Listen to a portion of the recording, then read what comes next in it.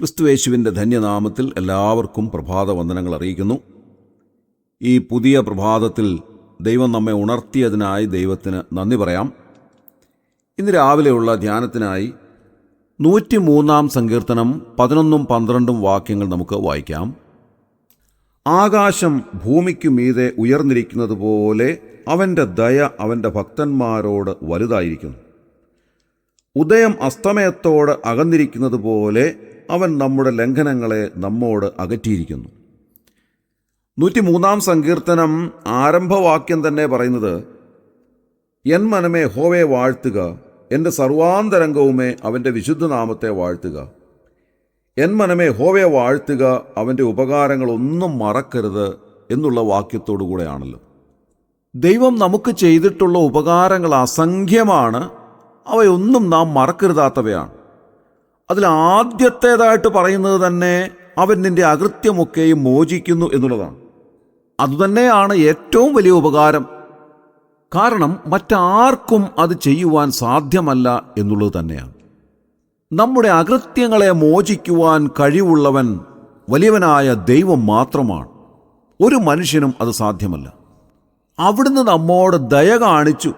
അങ്ങനെയാണ് അവിടുന്ന് നമ്മുടെ പാപങ്ങളെ മോചിച്ചത്, നമ്മുടെ അകൃത്യങ്ങളെ നമ്മോട് ക്ഷമിച്ചത്. ഇത് സംബന്ധിച്ചുള്ള 2 ഉപമകളാണ് 11-12 എന്നീ വാക്യങ്ങളിൽ കാണാൻ സാധിക്കുന്നത്. ഉപമ എന്ന് പറയുമ്പോൾ വളരെ ചെറുപ്പകാലത്ത് സ്കൂളുകളിൽ ഈ കാര്യങ്ങൾ പഠിപ്പിച്ചിട്ടുണ്ട്. ഉപമ, ഉൽപ്രേക്ഷ എന്നിത്യാദി അലങ്കാരങ്ങൾ ഭാഷയുടെ അവിഭാജ്യ ഘടകങ്ങൾ തന്നെയാണ്. ഈ കാലത്ത് അതെത്രമാത്രം പഠിപ്പിക്കുന്നുണ്ട് എന്നെനിക്കറിഞ്ഞുകൂടാ. എന്നാൽ ഞങ്ങൾ സ്കൂളിൽ പഠിച്ചുകൊണ്ടിരുന്ന സമയത്ത് അലങ്കാരം, വൃത്തം, സന്ധി, സമാസം ഇതെല്ലാം നന്നായി പഠിപ്പിച്ചിരുന്നു. അതുകൊണ്ട് ആ കാലത്ത് പഠിച്ചിരുന്ന എല്ലാ കുട്ടികളും തന്നെ നന്നായി മലയാള ഭാഷ കൈകാര്യം ചെയ്തിരുന്നു. അതിൽ എഴുത്തും വായനയും പ്രയോഗങ്ങളും ഒക്കെ വളരെ നന്നായി ആ കാലത്തുള്ള കുട്ടികൾ പഠിച്ചിരുന്നു. ഞാനിപ്പോഴും ഓർമ്മിക്കുന്നു, ഒന്നോടൊന്ന് സാദൃശ്യം ചെന്നാൽ ഉപമയാമത്, മറ്റൊന്നിൻ ധർമ്മയോഗത്താൽ അത് താനല്ലയോ ഇതെന്ന് വർണ്ണ്യത്തിൽ ആശങ്ക ഉൽപ്രേക്ഷാഖ്യ അലങ്കൃതി. ഇങ്ങനെ വളരെ കൃത്യമായി ഭാഷയുടെ വിവിധ തലങ്ങൾ നമ്മെ ആ കാലത്ത് അഭ്യസിപ്പിച്ചിരുന്നു. നാം വായിച്ചതായ വാക്യത്തിൽ വാസ്തവത്തിൽ എന്താണ് ഉപമിച്ചിരിക്കുന്നത്? ആകാശം ഭൂമിക്കു മീതെ ഉയർന്നിരിക്കുന്നത് പോലെ അവൻ്റെ ദയ അവൻ്റെ ഭക്തന്മാരോട് വലുതായിരിക്കുന്നു. ഉദയം അസ്തമയത്തോട് അകന്നിരിക്കുന്നത് പോലെ അവൻ നമ്മുടെ ലംഘനങ്ങളെ നമ്മോട് അകറ്റിയിരിക്കുന്നു.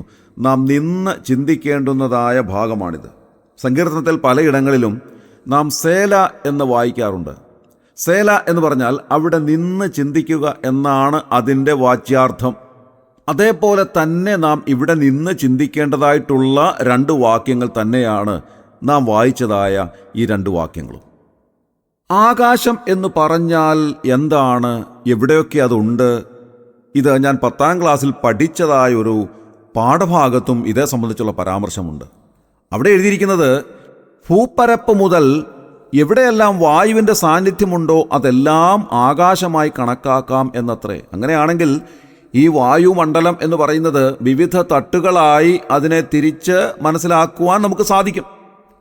ശാസ്ത്രലോകം ആകാശത്തെ പല ലെയറുകളായിട്ട് വിഭജിച്ചിട്ടുണ്ട്. അതിങ്ങനെയൊക്കെയാണ്.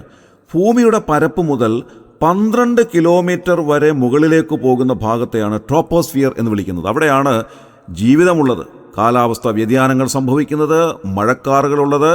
അവിടെ ജീവൻ കാണാൻ സാധിക്കും.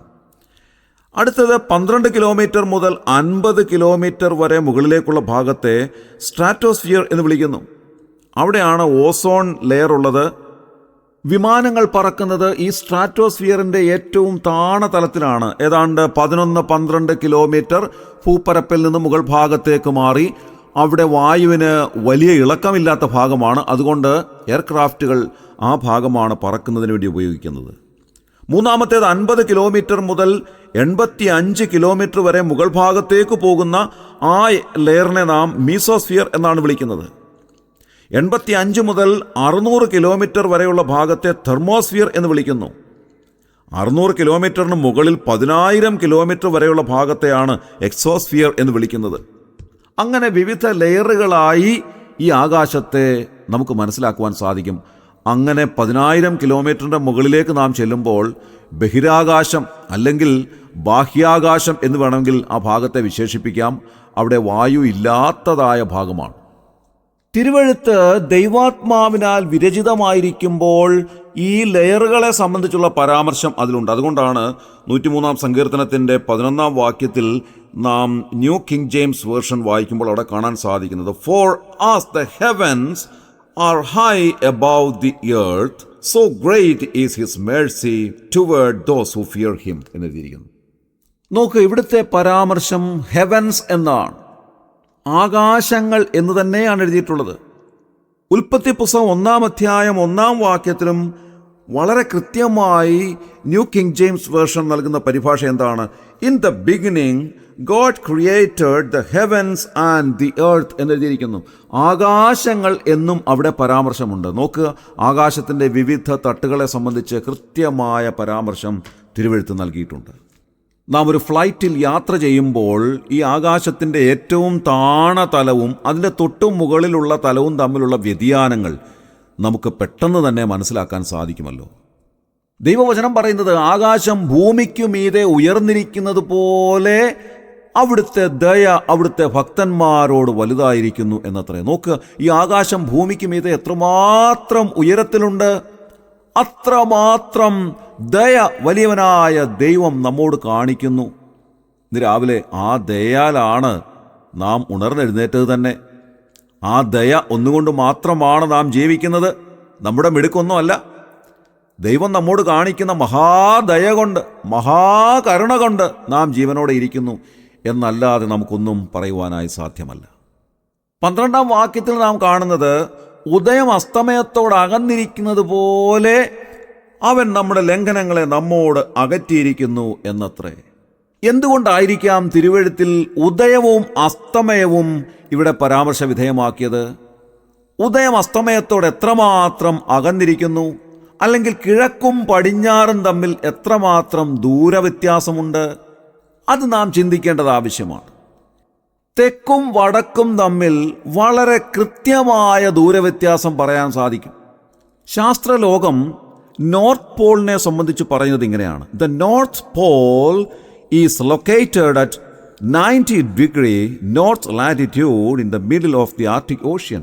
നോക്ക്, കൃത്യമായ ഒരു സ്ഥാനം അതിന് ലൊക്കേറ്റ് ചെയ്യാനായിട്ട് സാധിക്കും. അതേപോലെ തന്നെയാണ് സൗത്ത് പോൾ. അങ്ങനെ തെക്ക് വടക്ക് എന്നീ ഭാഗങ്ങൾ കൃത്യമായി ലൊക്കേറ്റ് ചെയ്യാൻ ശാസ്ത്രലോകം കൃത്യമായ കാര്യങ്ങൾ ചെയ്തിട്ടുണ്ട്. പക്ഷേ കിഴക്കും പടിഞ്ഞാറും എവിടെയെങ്കിലും അടയാളപ്പെടുത്തിയതായി നമുക്ക് കാണാൻ സാധിക്കുമോ? ഒരിക്കലുമില്ല. നാം ഏതെങ്കിലും ഒരു സ്ഥലത്ത് നിന്ന് കിഴക്കോട്ട് യാത്ര ചെയ്യുന്നു എന്ന് വിചാരിക്കുക, അതൊരിക്കലും അവസാനിക്കുന്നില്ല, യാത്ര ചെയ്തുകൊണ്ടേയിരിക്കും. നാം ഒരു സ്ഥലത്ത് നിന്ന് യാത്ര ചെയ്ത് മറ്റൊരു സ്ഥലത്തെത്തി, അവിടെ ചെന്നാൽ വീണ്ടും കിഴക്ക് ഭാഗത്തേക്ക് പോകേണ്ടതായിട്ടുണ്ട്. അങ്ങനെ വീണ്ടും നാം കിഴക്കോട്ട് യാത്ര ചെയ്യുകയാണെങ്കിൽ നാം ഭൂഗോളത്തെ ചുറ്റിക്കൊണ്ടേയിരിക്കും, അതൊരിക്കലും അസ്തമിക്കുന്നില്ല, അത് ഇൻഫിനിറ്റിയാണ്. നോക്ക്, എത്ര കൃത്യമായ ഉദാഹരണമാണ്, ഒരു ഉപമയാണ് നമുക്ക് ദൈവാത്മാവ് നൽകിയിരിക്കുന്നത്. ഉദയം അസ്തമയത്തോട് അകന്നിരിക്കുന്നത് പോലെ അവൻ നമ്മുടെ ലംഘനങ്ങളെ നമ്മോട് അകറ്റിയിരിക്കുന്നു. ഇന്ന് രാവിലെ നമുക്ക് ദൈവത്തിന് നന്ദി പറയാം. കർത്താവേ, അവിടുന്ന് ഞങ്ങളുടെ ലംഘനങ്ങളെ ഞങ്ങളോട് അകറ്റിയിരിക്കുന്നത് ഒരിക്കലും അടുത്തു വരാതെ വണ്ണം അത്രമാത്രം അകലത്തിലാണല്ലോ. അതുകൊണ്ട് ഞാൻ അവിടുത്തേക്ക് നന്ദി പറയുന്നു എന്ന് പറഞ്ഞുകൊണ്ട് ഇന്ന് രാവിലെ നമുക്ക് ദൈവത്തെ മഹത്വപ്പെടുത്താം. ദൈവം ചെയ്ത സകല ഉപകാരങ്ങൾക്കും നന്ദി പറയുവാൻ കർത്താവ് നമ്മെ സഹായിക്കട്ടെ. പ്രത്യേകിച്ച് നമ്മുടെ അകൃത്യങ്ങളെ നമ്മോട് എന്നേക്കുമായി മോചിച്ചു തന്ന വലിയവനായ ദൈവത്തിന് നന്ദിയോടെ സ്തോത്രം ചെയ്യാം. നമ്മുടെ കണ്ണുകളെ അടയ്ക്കാം, പ്രാർത്ഥിക്കാം. ക്രിസ്തുവേശുവിലൂടെ അതിവാത്സല്യമായി ഞങ്ങളെ സ്നേഹിക്കുന്ന സ്വർഗീയ പിതാവാം നല്ല ദൈവമേ, അനുഗ്രഹകരമായ ഈ പ്രഭാതത്തിനായി നന്ദി നിറഞ്ഞ ഹൃദയത്തോടെ സ്തോത്രം ചെയ്യുന്നു. ഇന്ന് രാവിലെ ഞങ്ങളെ ഉണർത്തിയ ദൈവകൃപയ്ക്കായി ഞങ്ങൾ നന്ദി പറയുന്നു. ഞങ്ങൾ ചിന്തിച്ചതുപോലെ ആകാശം ഭൂമിക്ക് മീതെ ഉയർന്നിരിക്കുന്നത് പോലെ അവിടുത്തെ ദയ അവിടുത്തെ ഭക്തന്മാരോട് വലുതായിരിക്കുന്നു. ഉദയം അസ്തമയത്തോട് അകന്നിരിക്കുന്നത് പോലെ അവിടുന്ന് ഞങ്ങളുടെ ലംഘനങ്ങളെ ഞങ്ങളോട് അകറ്റിയിരിക്കുന്നു. അവിടുന്ന് ഞങ്ങൾക്ക് ചെയ്ത ഈ വലിയ ഉപകാരങ്ങൾക്ക് നന്ദി പറയുവാൻ ഞങ്ങളെ സഹായിക്കുന്നതിനായി സ്തോത്രം ചെയ്യുന്നു. കർത്താവ്, ഇന്ന് രാവിലെ സകല സ്തുതിയും സ്തോത്രവും ബഹുമാനവും എല്ലാം ഞങ്ങൾ അവിടുത്തെ മുൻപാകെ അർപ്പിക്കുന്നു. ഞങ്ങളുടെ ആവശ്യങ്ങളെല്ലാം അറിയുന്ന ഒരു സ്വർഗീയ പിതാവ് ഞങ്ങൾക്കുള്ളതിനായി നന്ദിയോടെ സ്തോത്രം ചെയ്യുന്നു. കർത്താവേ, ശുശ്രൂഷയിൽ സംബന്ധിക്കുന്ന എല്ലാവരെയും അനുഗ്രഹിക്കണമേ. അവർക്ക് ആർക്കെങ്കിലും പ്രത്യേകമായ ആവശ്യങ്ങളുമായി അവിടുത്തെ സന്നിധിയിലേക്ക് അടുത്തു വരുന്നുവെങ്കിൽ അവരെ സഹായിക്കണമേ കർത്താവേ.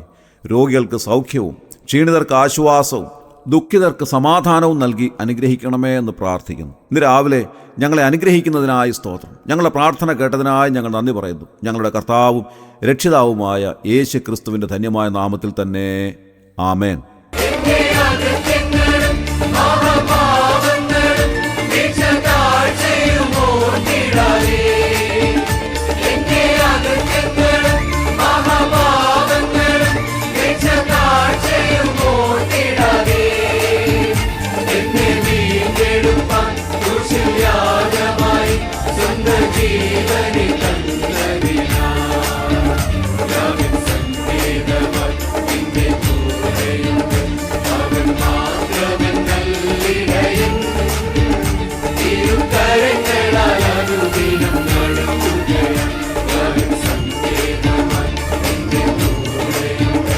അവൻ മാത്രമെന്നല്ലിടയൻ തിരുക്കരങ്ങൾ